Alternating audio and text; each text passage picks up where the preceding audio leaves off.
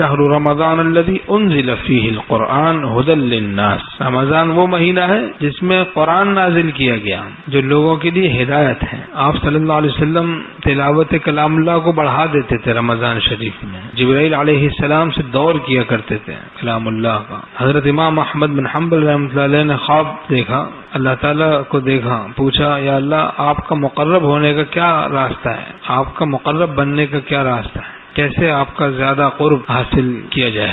تو حق تعالیٰ نے فرمایا تلاوت کلام اللہ۔ تو عرض کیا کہ سمجھ کے یا بے سمجھے؟ فرمایا خواہ سمجھ کے ہو خواہ بے سمجھے، بندہ اللہ کا مقرب بن جاتا ہے اس سے۔ حدیث شریف میں ہے دل کا زنگ دور ہوتا ہے تلاوت کلام اللہ سے، دل کا زنگ دور ہوتا ہے، دنیا کی محبت کا زنگ لگ جاتا ہے دل کو۔ کلام اللہ جس دل میں نہیں ہوتا اس پر شیطان کا زیادہ تسلط ہوتا ہے، حدیث شریف میں مضمون ہے۔ اور جس دل میں کلام اللہ ہوگا، اللہ کا کلام، اللہ اس کو عذاب نہیں دے گا، یہ بھی حدیث شریف میں مضمون ہے۔ اللہ کا کلام ہوگا اس دل کو اللہ عذاب نہیں دے گا، اور اللہ کا کلام جس دل میں نہیں ہوتا وہ ویران ہوتا ہے، اس پر شیطان کا زیادہ تسلط ہوتا ہے۔ تو قرآن پاک کی تلاوت کا خوب اہتمام کرنا چاہیے، بڑے ذوق شوق سے۔ جو لوگ تلاوت کلام اللہ کا خاص اہتمام کرتے ہیں ان کی بہت اصلاح ہوتی ہے، اور شیخ کو بھی ان کی اصلاح میں بہت سہولت ہوتی ہے۔ بعض کہتے ہیں اب تو ہماری عمر بڑی ہو گئی، اب تو ہم سیکھ نہیں سکتے۔ کیوں نہیں سیکھ سکتے بھائی؟